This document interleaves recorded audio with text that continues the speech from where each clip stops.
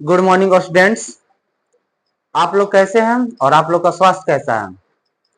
उम्मीद करेंगे कि आप लोग अच्छे होंगे, आप लोग का स्वास्थ्य भी अच्छा होगा। आज हम लोग फिर से 9th क्लास का ज्योग्राफी पढ़ने वाले हैं और आज जानेंगे हिमालय का महत्व जानेंगे, ठीक ना। ये हिमालय का महत्व क्या है, ठीक। तो अगर बात करेंगे हिमालय के महत्व के बारे में, तो हिमालय भारत के लिए बहुत ही महत्वपूर्ण है और आखिर में कैसे महत्वपूर्ण है, इसका लाभ को क्या करेंगे अभी समझेंगे। ओके, तो चलिए इसके लाभ को क्या करते हैं समझते हैं, ठीक ना। इसके लाभ क्या कह रहा है कि प्राकृतिक रक्षा कवच, जो हिमालय है भारत को एक प्राकृतिक रक्षा कवच देता है।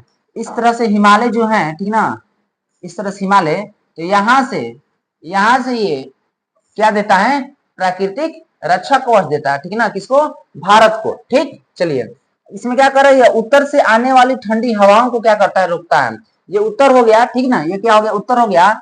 वहां से क्या आएगा, जो ठंडा हवा आएगा उसको क्या कर देता है, रोक देता है। ओके, तो पहला समझ में आया कि हिमालय से लाभ क्या है। तो पहला क्या कि प्राकृतिक क्या हम लोग का कवच है। जैसे कि कर्ण को महाभारत में कर्ण को कुंडल और कवच मिला था ना जी, तो ठीक उसी तरह से भारत को भी एक क्या कहलाता है कि जन्म से ही क्या कहलाता है, जब भारत का जन्म हुआ उस समय से ही एक प्राकृतिक कवच मिल गया है। किसके रूप में, हिमालय के रूप में।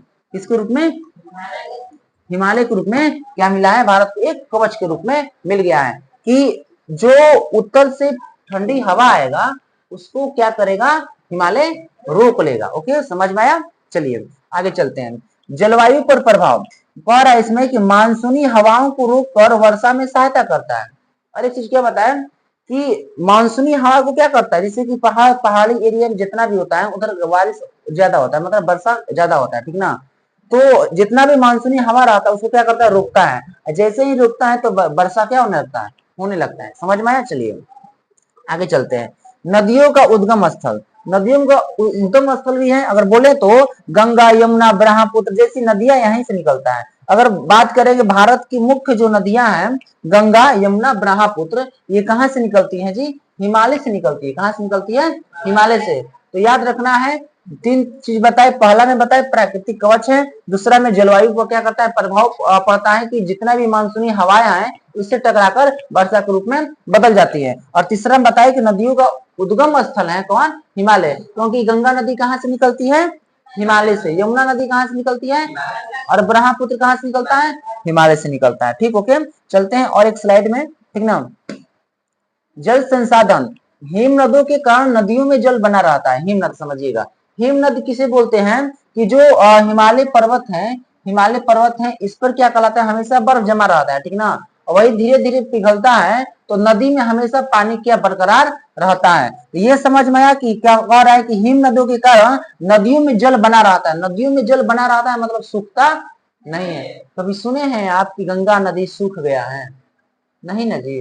गर्मी हो या बरसात हो या जाड़ा हो, कोई भी मौसम हो, गंगा नदी, यमुना नदी, ब्रह्मपुत्र में हमेशा पानी बना रहता है। जैव विविधता कह रहा है अनेक प्रकार के वन, पशु और पौधे पाए जाते हैं। जो हिमालय है यहाँ पर बहुत प्रकार के क्या वन पाए जाते हैं, पशु भी पाए जाते हैं और पौधे। पौधे में बोल सकते हैं बहुत सारे हिमालय पर जड़ी बूटियां पाई जाती है। क्या पाई जाती है, जड़ी बूटियां। और सिक्स में क्या कह रहा है, पर्यटन के लिए हिल स्टेशन, तीर्थ स्थल और प्राकृतिक सौंदर्य के कारण पर्यटन विकसित होता है। मतलब यहाँ पर हिमालय की बात करेंगे हम, हिमालय के बारे में, तो हिमालय पर बहुत सारे लोग पर्यटन के भी रूप में जाते हैं। तो ये आज हम लोग जाने, हिमालय के लाभ जाने, ठीक ना, प्राकृतिक सौंदर्य जाने। तो पहला लाभ क्या बताए हैं, पहला लाभ बताए हैं प्राकृतिक रक्षा कवच। प्राकृतिक क्या बता दिए, रक्षा कवच। दूसरा में क्या बताए हैं हम आप लोग को, दूसरा में क्या बता दिए हैं, देखिए दूसरा में क्या बता दिए हैं, जलवायु पर प्रभाव, ठीक ना, जलवायु पर प्रभाव। तीसरा में क्या बता दिए हैं, नदियों का